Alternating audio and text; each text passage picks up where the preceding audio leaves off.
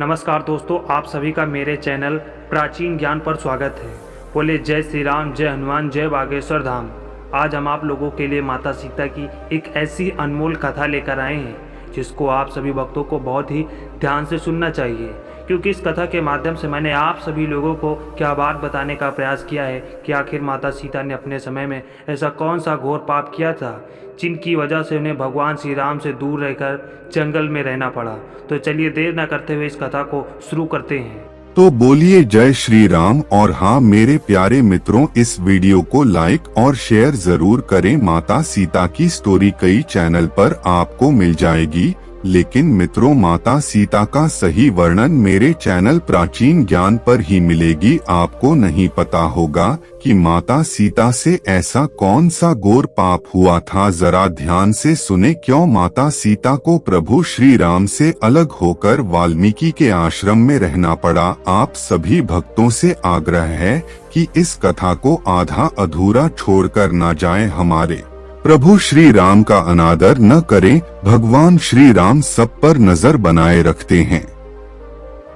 अयोध्या में रहने वाले एक धोबी की वजह से माता सीता को भगवान श्री राम से अलग रहना पड़ा। हम सबके मन में सवाल उठता है कि प्रभु श्री राम तो भगवान है, फिर वह अपनी पत्नी सीता से अलग क्यों रहे। जनक पुत्री माता सीता जब अपनी बाल्यावस्था में अपनी सहेलियों के साथ बगीचे में खेल रही थी, वहीं बगीचे में एक तोता का जोड़ा पेड़ पर बैठा था। उसी पेड़ के नीचे माता सीता अपने सहेलियों के साथ खेल रही थी। तभी तोता का जोड़ा भगवान राम और माता सीता के बारे में बातें कह रहा था। उनकी बातों को सुनकर माता का ध्यान उन पर गया। मादा तोता बोल रही थी कि अयोध्या के राजकुमार राम काफी प्रतापी राजा होंगे, उनसे माता सीता का विवाह होगा। तोते के मुख से पति का नाम सुनकर माता सीता चलित हो गई। उन्हें अपने बारे में और जानने की इच्छा जागृत हुई। तभी माता सीता अपनी सखियों से कहकर दोनों पंछियों को पकड़ लिया। फिर उन दोनों से पूछा कि भविष्य के बारे में इतना ज्ञान कहाँ से प्राप्त हुआ। तब पंछियों ने बताया कि इससे पहले हम महर्षि वाल्मीकि के आश्रम में रहते थे, जहां हर रोज राम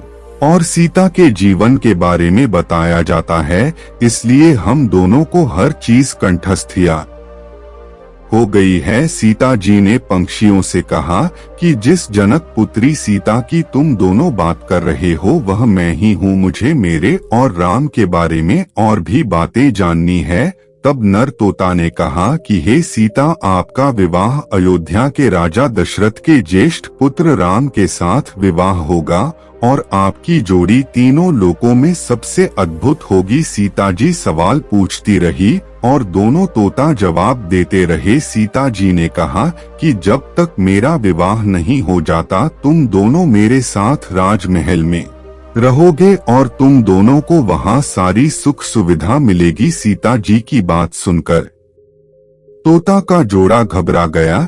तब नर तोता ने कहा, हे जनक पुत्री, हम गगन के पंछी हैं, इसलिए पिंजरे में बंद रहकर हम जीवित नहीं रह पाएंगे, इसलिए हमको आजाद कर दीजिए। तोते ने इसके लिए बहुत याचना की। तब सीता जी ने नर तोते को छोड़ दिया, लेकिन मादा तोता को नहीं छोड़ा और कहा कि यह मेरे साथ रहेगी। नर तोता ने कहा कि मेरी पत्नी गर्भवती है, इसलिए ऐसे समय पर उसको जाने दे। हम दोनों एक दूसरे का वियोग सहन नहीं कर सकते, इसलिए आप मेरी पत्नी को जाने दें। लेकिन सीता जी ने उसकी एक न सुनी। इस पर मादा तोता को बहुत गुस्सा आया और माता सीता को श्राप दे दिया कि जिस तरह तुमने गर्भावस्था में मेरे पति से मुझको अलग कर दिया है, वैसे ही गर्भावस्था के दौरान तुमको भी अपने पति का वियोग सहना पड़ेगा। इतना कहते ही मादा तोता ने अपने प्राण त्याग दिए। मादा तोता के प्राण त्यागने के कुछ समय बाद नर तोता भी अपनी पत्नी के वियोग में प्राण त्याग दिए। इससे माता सीता को बहुत दुख हुआ, लेकिन तब तक बहुत देर हो चुकी थी। बताया जाता है कि अगले जन्म में तोता वही धोबी था जिसने माता सीता के चरित्र पर उंगली उठाई थी, जिसके बाद भगवान राम ने सीता का गर्भावस्था के दौरान त्याग कर दिया। तब माता सीता महर्षि वाल्मीकि के आश्रम पहुंची और वहां उन्होंने लवकुश को जन्म दिया। देवी सीता के वियोग की कथा अन्य पुराणों में यह भी मिलती है कि उनका संबंध देवर्षि नारद से माना जाता है। कथा के अनुसार एक बार नारद जी को अभिमान हो गया था कि कामदेव भी उनकी तपस्या और ब्रह्मचर्य को भंग नहीं कर सकता और उन्होंने यह बात अभिमान में शिव जी के बाद श्री हरि को बताई। तब श्री हरि ने एक योजना बनाई कि नारद को इस बात का घमंड हो गया है जो कि सही नहीं है। इसके लिए उन्होंने एक योजना बनाई और माया रची। जैसे ही श्रीहरि से प्रणाम करके नारद मुनि आगे बढ़े तब उनको एक भवन दिखाई दिया जहां राजकुमारी विश्व मोहिनी को देखकर वह मोहित हो गए। यह सब एक माया थी। राजकुमारी का रूप नारद जी का तप भंग कर चुका था और वह राजकुमारी को पाने के लिए भगवान विष्णु के शरण में पहुँचे और कहा कि हे प्रभु, आप मुझे अपना श्री हरि का सुंदर रूप दे दीजिए। तब भगवान ने कहा कि हे नारद जी, ऐसा ना हो कि आप इस रूप को लेकर बाद में पछताएं। दरअसल नारद जी राजकुमारी का रूप देखकर भूल गए थे कि उनका एक रूप वानर का भी है।